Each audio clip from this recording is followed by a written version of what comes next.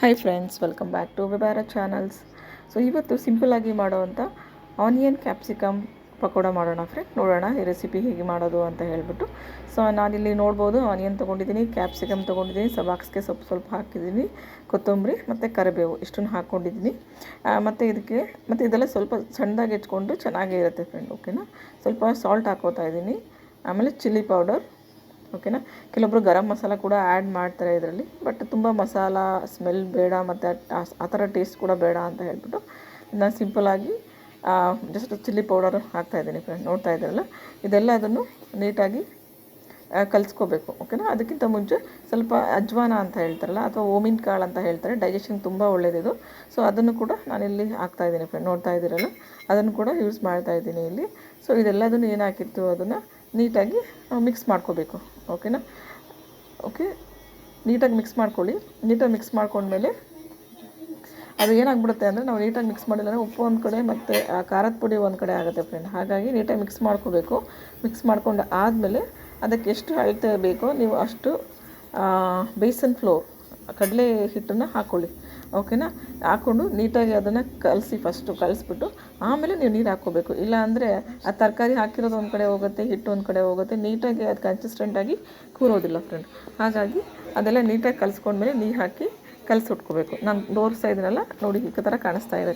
ಎಲ್ಲ ನೀರು ಹಾಕಿ ಕಲಸಿಟ್ಕೊಂಡ್ಮೇಲೆ ನಾನು ಕಲಸಿಟ್ಬಿಟ್ಟು ಒಂದು 5 ನಿಮಿಷ ಹಾಗೆ ಬಿಟ್ಟಿದ್ದೆ ಫ್ರೆಂಡ್. ಓಕೆನಾ. ಒಂದು 5 ನಿಮಿಷ ಹಾಗೆ ಬಿಟ್ಟರೆ ಸ್ವಲ್ಪ ನೀಟಾಗಿ ಎಲ್ಲ ಹೊಂದ್ಕೊಳ್ಳುತ್ತೆ ಅಲ್ವಾ ಒಂದಕ್ಕೊಂದು.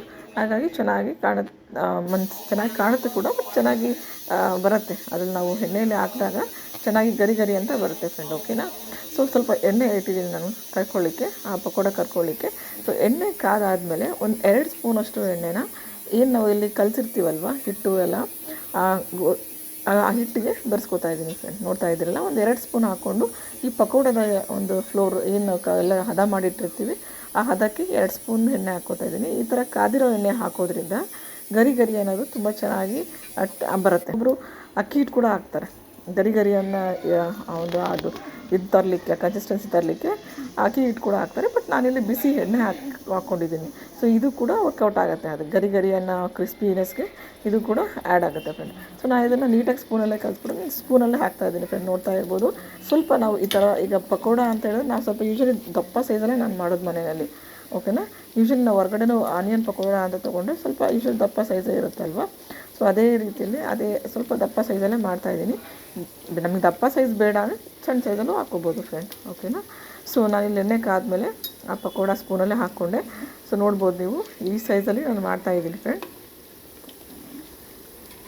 ಸ್ವಲ್ಪ ಅದಾಗಲೇ ಎಣ್ಣೆ ಹಾಕಿದ್ಮೇಲೆ ಒಂದು ಫ್ಯೂ ಸೆಕೆಂಡ್ಸ್ ಬಿಟ್ಬಿಟ್ಟು ನಾವು ಮೇಲೆ ಕೆಳಗೆ ಮಾಡಿದರೆ ಬೆಟರ್ ಯಾಕಂದರೆ ಇಲ್ಲಾಂದರೆ ಅಂಟ್ಕೊಂಡ್ಬಿಡುತ್ತೆ. ನೋಡ್ತಾ ಇದ್ದೀರೋ, ಸ್ವಲ್ಪ ಕಷ್ಟ ಆಗ್ತದೆ ತೆಗಿಲಿಕ್ಕೆ. ಅದಕ್ಕೆ ಸ್ವಲ್ಪ ಫ್ಯೂ ಸೆಕೆಂಡ್ಸ್ ಬಿಟ್ಬಿಟ್ಟು ಆಮೇಲೆ ನಾವು ತಿರುವು ಹಾಕಿದ್ರೇ ಚೆನ್ನಾಗಿ 2 ಕಡೆಯೂ ಬೇಯ್ಕೊಳ್ಳುತ್ತೆ. ನೋಡ್ತಾ ಇದ್ದೀರಲ್ವ. ಸೊ ಇದು ಸಬಾಕ್ಸ್ಗೆ ಹಾಕೋದ್ರಿಂದ ಕೂಡ ತುಂಬ ಒಳ್ಳೆ ಟೇಸ್ಟ್ ಇರುತ್ತೆ, ಮತ್ತು it's good for health also. So ನೋಡ್ತಾ ಇರ್ಬೋದು, ಎಲ್ಲ ನಾವು ಟೇಸ್ಟಿ ಮತ್ತು ಹೆಲ್ತಿಗೆ ಒಳ್ಳೆಯದು ಅಥವಾ ಆರೋಗ್ಯಕ್ಕೆ ಒಳ್ಳೆಯದು ಆ ರೀತಿಯಾದ ಪದಾರ್ಥಗಳನ್ನೇ ಯೂಸ್ ಮಾಡಿದ್ದೀವಿ. ಆಯಿಲ್ ಅಷ್ಟೊಂದು ಒಳ್ಳೆಯದಲ್ಲ ಬಾಡಿಗೆ, ಆದರೆ once in a while. So ಯಾವಾಗಾದರೂ ತಿಂಗಳಿಗೊಮ್ಮೆ ತಿನ್ನೋದ್ರಿಂದ, ಅಥವಾ ಸ್ವಲ್ಪ ಇನ್ನೂ ಲೇಟಾಗಿ ಅಂದರೆ ಲೈಕ್ ಡ್ಯೂರೇಷನ್ ಸ್ವಲ್ಪ ಜಾಸ್ತಿ ಇಟ್ಕೊಂಡು 2 ತಿಂಗಳು 3 ತಿಂಗಳು ತಿನ್ನೋದ್ರಿಂದ ಏನೂ ಆಗೋದಿಲ್ಲ ಆ ಥರ. ಮತ್ತು ಮೊರೋವರ್ ಈಗ ಬರೋ ಎಣ್ಣೆಗಳಲ್ಲಿ ನಾವು ರಿಫೈನ್ಡ್ ಆಯಿಲ್ ಬರ್ತಾಯಿದೆ, ಆದಷ್ಟು ರಿಫೈನ್ಡ್ ಆಯಿಲ್ನ ಬಳಸೋದನ್ನು ಕಡಿಮೆ ಮಾಡಿ ಫ್ರೆಂಡ್. ಓಕೆನಾ. ಸೊ ಅದರಲ್ಲಿ ತುಂಬ ಕೆಮಿಕಲ್ಸ್ನೆಲ್ಲ ಆ್ಯಡ್ ಮಾಡಿರ್ತಾರೆ. ಯೂಶ್ವಲಿ ನಾನು ಪ್ರಿಫರ್ ಮಾಡೋದು ಫಿಸಿಕಲಿ ರಿಫೈನ್ಡ್ ಆಯಿಲ್ ತೊಗೊಂಡು ಬರ್ತೀನಿ. ಇಲ್ಲ ಅಂತ ಹೇಳಿದ್ರೆ ಗಾಣದಲ್ಲಿ ಮಾಡಿರ್ತಾರಲ್ಲ ಶೇಂಗಾ ಎಣ್ಣೆ, ಅದನ್ನು ಕೂಡ ಸಮ್ಟೈಮ್ಸ್ ನಾನು ಬಳಸೋಕ್ಕೆ ಇಷ್ಟಪಡ್ತೀನಿ ಫ್ರೆಂಡ್. ಓಕೆನಾ. ಸೊ ಈಗ ನೋಡಿ ಪಕೋಡ ಆಗಿದೆ. ಸೊ ಅದನ್ನು ನಾನು ತೆಗಿತಾ ಇದ್ದೀನಿ, ಎಣ್ಣೆಯಿಂದ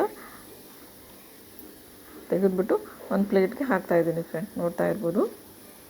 ಸೊ ಚೆನ್ನಾಗಿ ಕಾಣಿಸ್ತಾ ಇದೆ ಅಲ್ವಾ, ಮತ್ತು ಟೇಸ್ಟಿಯಾಗೂ ಇರುತ್ತೆ ಫ್ರೆಂಡ್. ಒಮ್ಮೆ ಟ್ರೈ ಮಾಡಿ. ನಂಗೆ ಟ್ರೈ ಮಾಡಿಬಿಟ್ಟು ದಯವಿಟ್ಟು ನಿಮ್ಮ ಫೀಡ್ಬ್ಯಾಕ್ ಕಮೆಂಟ್ ಮಾಡಿ ನನಗೆ ಏನು ಅಂತ ಹೇಳ್ಬಿಟ್ಟು. ಯಾಕಂದರೆ ತುಂಬ ಕ್ರಂಚಿಯಾಗಿ ಬಂದಿದೆ ನಮ್ಮ ಮನೆಯಲ್ಲಿ. ಯಾಕಂದರೆ ತಿಂದಮೇಲೆ ನಿಮಗೆ ನಾನು ಈಗ ವಾಯ್ಸ್ ಓವರ್ ಮಾಡ್ತಾಯಿದ್ದು.